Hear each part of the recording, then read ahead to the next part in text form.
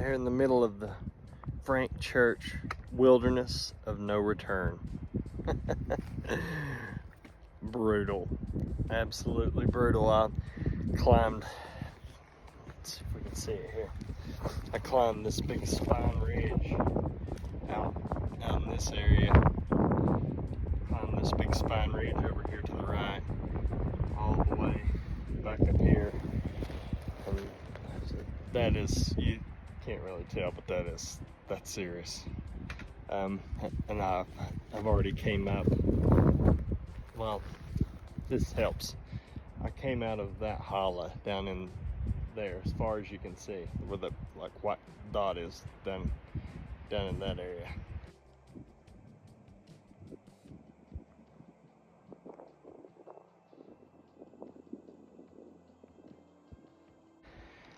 All the way up that valley, around, and then up this point.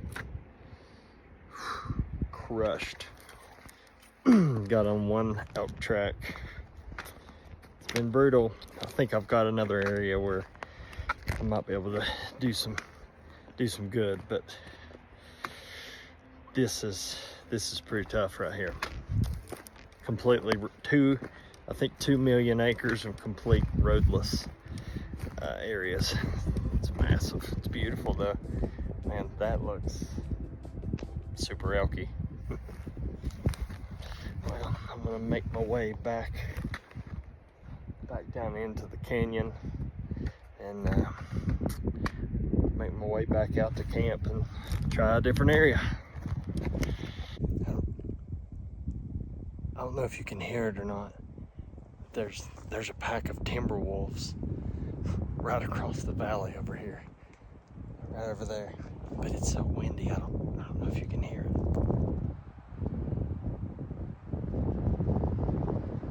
It's pretty wild. We've made it to the big metropolis of Yellow Pine, home of the Harmonica Fest. Right up there is a saloon. I think so. And this is the store, and I think there's a post office. Look here, do not ride horses on this property. Look at this.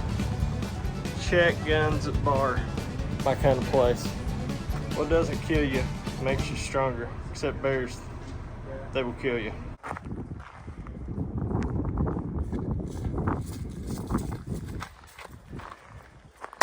Good girl. Packing up wood. Good job. That'll make a good fire for us tonight.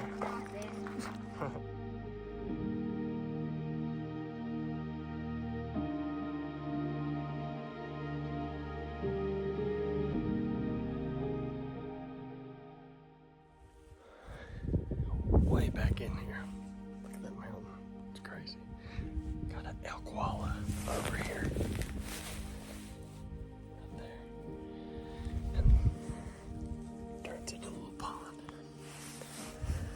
Really high in elevation here.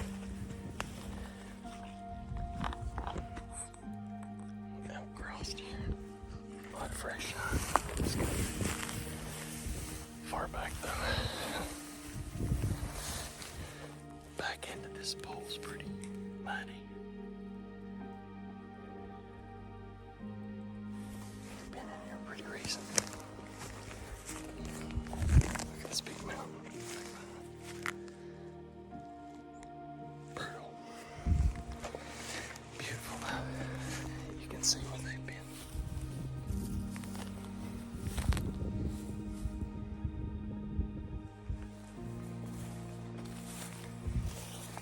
Try to slip up on this little point.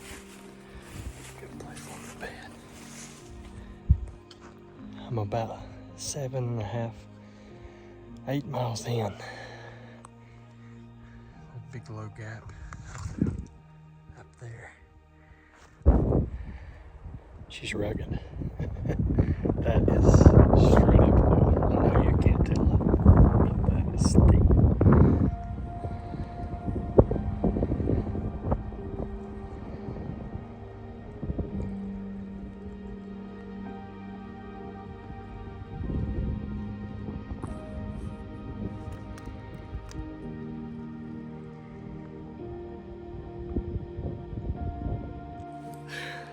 After hiking 7 point something miles, got down in this big thick ravine, came from the top of that mountain up there, dropped down, started seeing a bunch of cow sign. Got around there, heard my first bugle, official bugle. I'm sure it was a bugle. Got down there and got set up. I cannot believe this. A cow called several times, and he would answer just about every time. And then all of a sudden I heard brush breaking, and he came up, presented a 60-yard shot, and I think I got him. Man. So I'm tracking blood right now. I've tracked it a couple 100 yards coming down the hill up there. And it's looking really good. There was a big, it came through this creek right here. Yeah, right there's, I'm tracking blood. It came through this creek right here. And I think I heard it crash up in this brush right up here. I'm gonna keep tracking. Oh, I feel good about it. Here we go. Still tracking.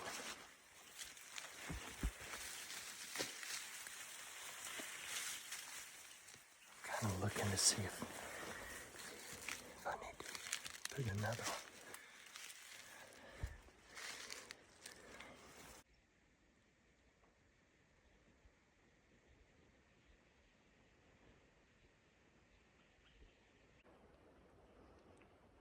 I see antlers.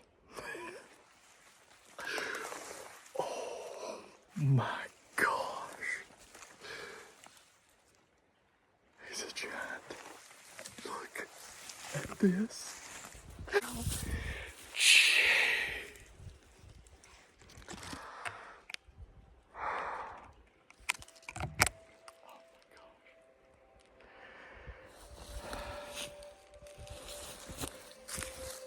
Oh my gosh.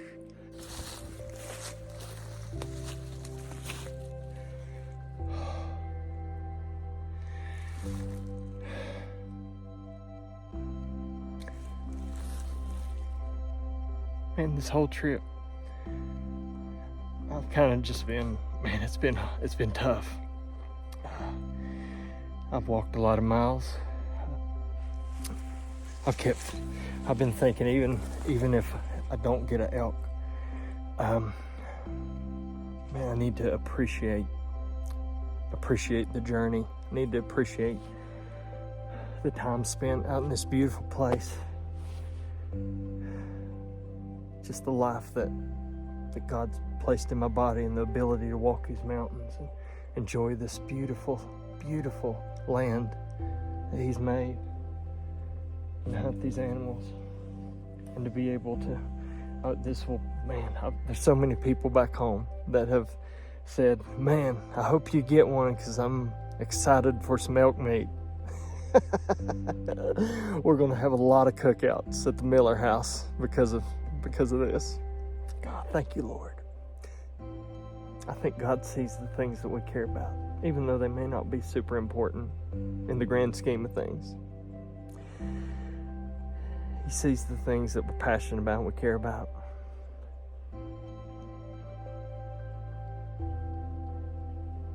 And I think whenever we push through and don't let it all be about the harvest, or don't make it all about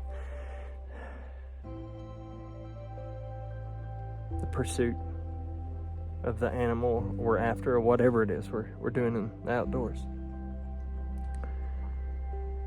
I think when we don't make it all about that, He sees it. I think God sees our heart. He knows when we're keeping things in check. He knows when we're keeping things in perspective. And we're making it all about Him, because all this is because of Him. And He sees when we're keeping it Him in the forefront. Like when we're up on that mountain, there was many times the 7 miles I just walked, there were many times I thought, God, even if I don't hear an elk, and I hadn't for 7.5 miles, even if I don't hear an elk, I thank you for letting me be here in this beautiful place and enjoy this place with my family. Just super humbled. Super humbled. Thank you, Lord. Thank you, Lord. You're so good.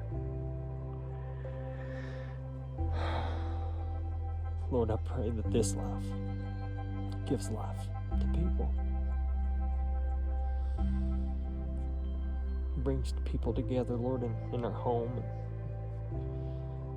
And lets us talk about you, for us just to be in community together as we enjoy the meat from this harvest. I love you, Jesus. Thank you, Lord. Well, I am about probably 3 miles from camp. Not excited about that part. I'm going to get him quartered up, hung up, and now the work begins. Time to notch the old tag. Jeez. Still can't believe it.